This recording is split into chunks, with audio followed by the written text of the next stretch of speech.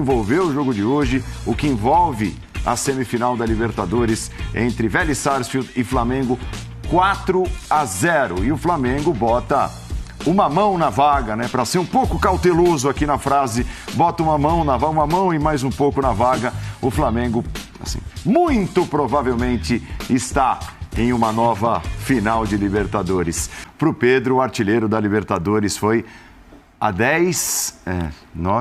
11 gols. 11 gols, chegou aos 2 dígitos, é disparadamente o artilheiro da Conmebol Libertadores 2022. Vive fase absurda o Pedro. O Flamengo encaminhou a vaga, hein, Jean? Encaminhou. Mas, agora falando sério, que noite, que futebol apresentado. Boa noite. Boa noite, Paulo, boa noite, companheiros. Foi um passeio do Flamengo. Desde o princípio, eu acho que em momento algum o Vélez deu a impressão de que poderia complicar o confronto, então foram 90 minutos em que o Flamengo, com muita facilidade, né, e muito pelos seus méritos, por mais que a gente saiba que o Vélez é um time realmente frágil, o Flamengo é um time muito forte, né, e foi por isso que o placar terminou do jeito que terminou. Poderia até ter terminado com um placar ainda maior, né? É louco que o Gabigol fez um belíssimo jogo, o Gabigol teve uma boa atuação, né? Participou dos 3 primeiros gols com assistências lindíssimas, né? 2 assistências muito bonitas do Gabigol. Ele acabou dando azar, não conseguiu botar a bola na rede para até ampliar esse placar, mas foi um grande jogo do Flamengo, com vários destaques, né? O Pedro é um destaque óbvio, já falei do Gabigol, o João Gomes também, uma partida de altíssimo nível, um jogo que tem aí consequências importantes para o Flamengo e para o seu torcedor. Para o Flamengo, se quiser, já contra o Ceará, colocar os titulares, né? Quiser inverter aí essa lógica da preservação de jogadores, pode fazer. Não sei qual vai ser a ideia do Dorival, mas ele pode fazer até pelo encaminhamento em relação às Copas, aí, em relação à final. E para o seu torcedor, a exemplo do que aconteceu na temporada passada, até o mais precavido, até o mais ressabiado já pode começar a ver preço de passagem, hospedagem em Guayaquil. E quanto antes melhor, porque eu tô sabendo que tá meio caro, viu? Esses 4-0 do Flamengo não deixam dúvida alguma em relação a quem estará na decisão por esse lado da semifinal. Eugênio Leal, tudo bem? Bem-vindo, meu amigo. Obrigado, boa noite.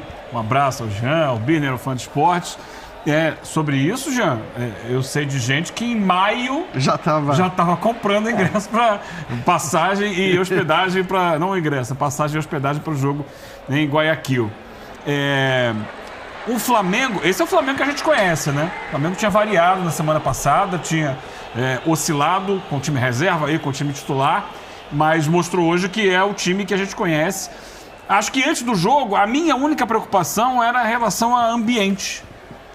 O que o Flamengo poderia encontrar de adversário aguerrido, de campo maltratado, não por acaso, maltratado mesmo, de provocação. Logo no início teve ali um bate-boca do Gabigol. Então havia aquele clima de tensão. Mas o Flamengo foi se impondo no jogo, jogou com muita personalidade desde o início, passou por aquele momento inicial de tensão e o jogo foi fluindo. Foi fluindo até que o próprio Vélez se entregou, né? O segundo tempo do Vélez vai lá, Flamengo. Fica à vontade, a casa é sua. É uma semifinal de Libertadores na Argentina, contra o time argentino, que já foi campeão. Lógico, os momentos são diferentes, existe uma diferença muito grande na economia, na administração, no futebol de um país, no futebol do outro país, mas é o Flamengo enfiando 4-0 no Vélez Sarsfield, na Argentina, numa semifinal de Libertadores. Bem-vindo, Vitor Birner. Obrigado, Paulo. Boa noite a você, ao Eugênio, ao Jean, aos fãs e às fãs do esporte. Às vezes, quando há diferenças entre as equipes, o futebol permite que elas sejam negociadas com resultados que a gente chama de atípicos. Hoje a diferença era muito maior do que qualquer coisa que a gente está acostumado a ver. Por outro lado, você olha os resultados do Vélez no mata-mata da Libertadores, tudo bem, não é um time à altura do Flamengo, mas chegar lá e fazer 4 fora de casa, ninguém nem se aproximou de fazer. E aí a gente olha para o que é o Flamengo. Para o melhor elenco da América, para o time com maior potencial, para um time que hoje sobrou, que deu um vareio. Um time que viu hoje o seu centroavante, até algum tempo reserva, escreveu o nome da história do clube, porque qualquer jogador que faz 3 gols numa semifinal de Libertadores entra para a história. Quando esses gols são na Argentina, contra qualquer equipe, essa história fica ainda mais rica. E esse time pode almejar ganhar os 3 campeonatos. Eu acho que essa é a grande questão. Hoje, garantiu a vaga na final. Não tem talvez, não tem surpresa do futebol, não tem mágica, não tem milagre, não tem pegadinha, não tem atípico. Não tem, acabou. O Flamengo está na final da Libertadores. O Flamengo jogará a partida para tentar conquistar a sua 3ª taça no principal campeonato do continente. Chegará lá contra uma das equipes com o elenco pior que o dele, né? O Palmeiras precisa muito bem ver o que vai fazer no final de semana. O Palmeiras vai ter que dividir forças, né? O Flamengo acho que não precisa mais. O Flamengo, repito, está na final. Se você pegar todas as reservas do Flamengo, todos seriam titulares do Vélez. Todos, sem exceção. É óbvio que você não entra numa semifinal de Libertadores com o time reserva.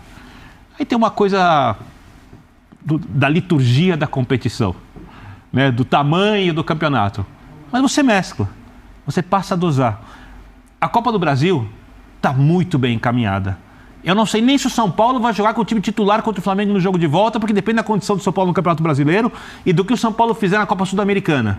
Porque o São Paulo tem os 2 jogos da Sul-Americana. Antes do São Paulo classificar para a final Sul-Americana, estiver precisando de pontos no Brasileiro, seja para brigar por vaga na Libertadores ou para não cair, o São Paulo pode ter que ser obrigado a não colocar o time titular contra o Flamengo. Então, acho que hoje a torcida e o Dorival podem chegar a 2 conclusões tranquilas.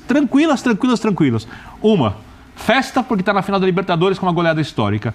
A segunda, o brasileiro pode ser vencido e para isso você precisa usar seus principais jogadores mais vezes. Seja bem-vindo, Paulo Calçade, tudo bem? Olá, Paulo Andrade, olá, companheiros. Eu tô vendo em looping também os gols do Pedro, né? Mas é um diferente do outro, né? Impressionante o que o Pedro fez aqui, mas na verdade o Flamengo, né? O Flamengo hoje teve uma atuação brilhante, coletiva, bonita de ver, com o Gabigol como assistente, como a gente está vendo. Gabigol participando dos 3 primeiros gols, tendo ali, saindo na fotografia dos gols, mas não marcando. E no segundo tempo o time até tenta trabalhar um pouquinho para ele, e nessa tentativa do Vidal espirra a bola e é o Pedro que faz o gol. Então o Pedro está iluminado, legal, e o Gabigol tem participação fundamental. Não é que o Gabigol está à margem do processo, ele faz parte desse processo, desse coletivo que é absurdo, e tecnicamente o que nós vimos foi um jogo de diferenças brutais, né? Entre o Vélez e o Flamengo. O Vélez do Medina, do Alexander Medina, com ele na Libertadores, tinha tomado 2 gols. O Tadjeres ficado 3 jogos sem tomar gol a partir das oitavas. E hoje levou o dobro de gols que levou entre oitavas e quartas, e poderia ter sido muito mais. O Flamengo acertou 10 bolas no alvo, quer dizer, uma quantidade absurda, parece que não teve filtro, e foram 2 tempos diferentes. No segundo tempo o Vélez sai mais do que saiu no primeiro tempo, e aí o Vélez deixa um espaço incrível para o Flamengo jogar, e o Flamengo jogou das 2 formas, com o Vélez marcando lá no fundo e com o Vélez saindo. E aí acelerou e fez mais 2 gols. Então o Flamengo, ele encarou o adversário do jeito que o jogo se apresentava e mostrou a ele qual era o caminho. E no final o Vélez vai ficando muito desarrumado. Muito desarrumado. Sim, você sabe quando o jogador está ali, não está sabendo mais o que faz? Passa o jogador do Flamengo, isso aconteceu com o Garajaldi.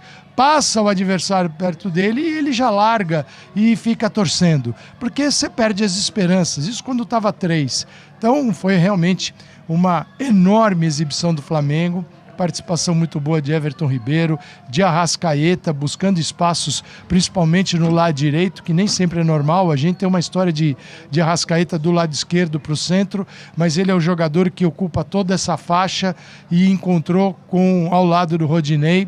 Então foi um Flamengo bem orientado, bem estruturado e que veio para a Argentina para ganhar.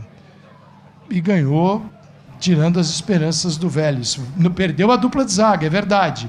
Mesmo assim, sabe o Vélez no Maracanã que se entregar ao jogo, pode ser pior, Paulo. É difícil a decisão do Medina no Maracanã. Eu acho que é difícil a decisão do Medina se leva o time ao Maracanã ou não. Certamente se ele tivesse essa opção, acho que a gente já sabe que ele não levaria. Eu tenho um dado aqui que me passou o Data ESPN e ele é fantástico para a gente entender o que é o Flamengo. O Flamengo hoje é uma série de coisas. Por exemplo, a recuperação técnica de alguns jogadores, a recuperação da confiança. Aqui ao lado do Zinho, a gente vendo jogadas do Rodinei, né? O Zinho falava, é incrível o que é um jogador com confiança. Jogadas que quando você não tem, você não tenta, você toca pro volante que está do teu lado, e no caso do Rodinei, ele vai, estica e passa e retém a posse, ganha um escanteio na linha de fundo. Quer dizer, é um absurdo. Isso acontece com outros jogadores também. Então essa potência técnica está aqui nesse número. Desde que o Pedro estreou na Libertadores,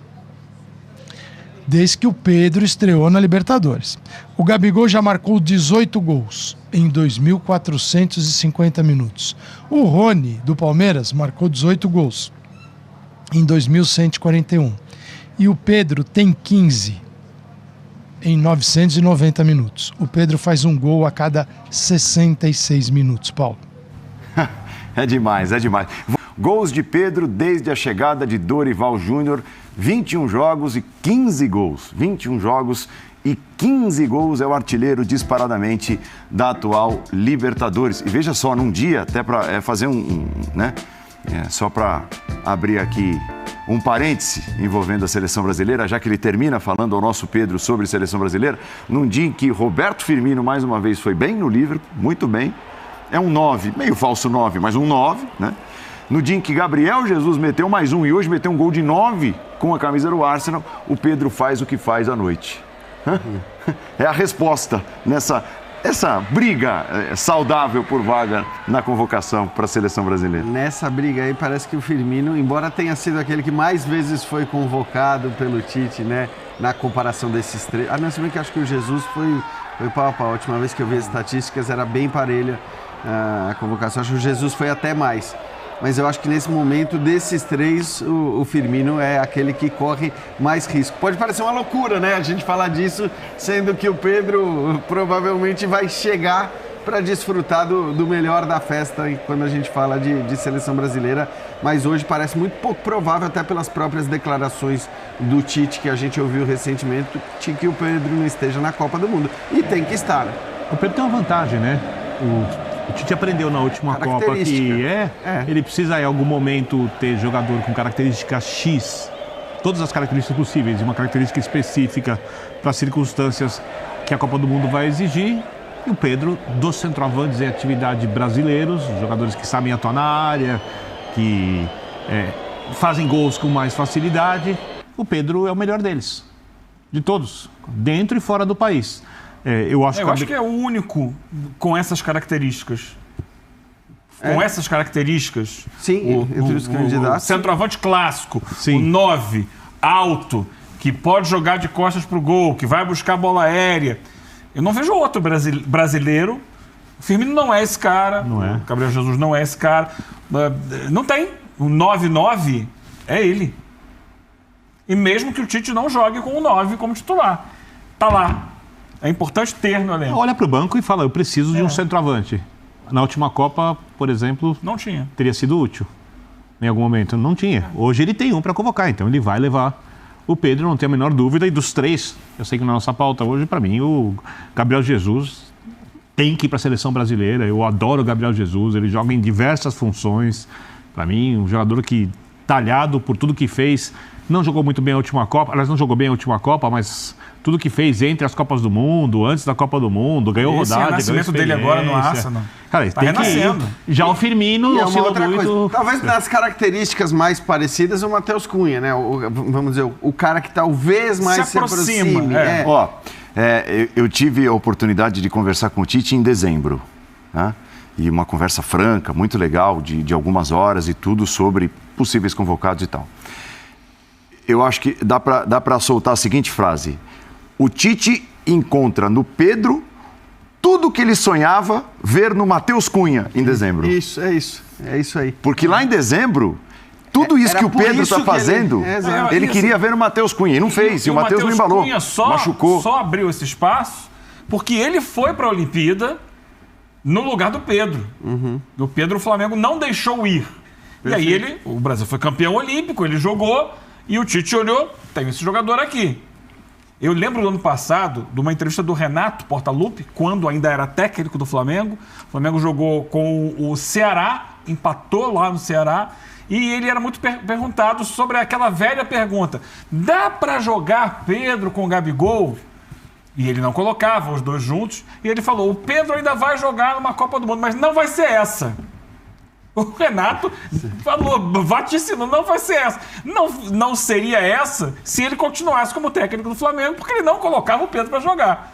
Agora, com o Dorival, você vê, com pouco tempo o Tite já vai chamar. Porque o Tite já anunciou que vai convocar o Pedro. É isso, já anunciou. Já anunciou, já tá, para os amistosos ele está convocado. E eu acho que, consequentemente, também, a não ser que alguma coisa saia do caminho, para a Copa do Mundo. Mas o Matheus Cunha é isso, ele aproveitou aquele momento. Só que é um jogador que não tem exatamente essa característica do Pedro. Ele sai Ele tinha reserva do Morata. A tentativa era essa, justamente. Assim, era para ter o centroavante, ele convocou o Matheus Cunha, mas hoje não dá nem... Eu acho o Pedro mais jogador que o Morata, tá? Pra fazer uma comparação. Eu acho o Pedro mais jogador.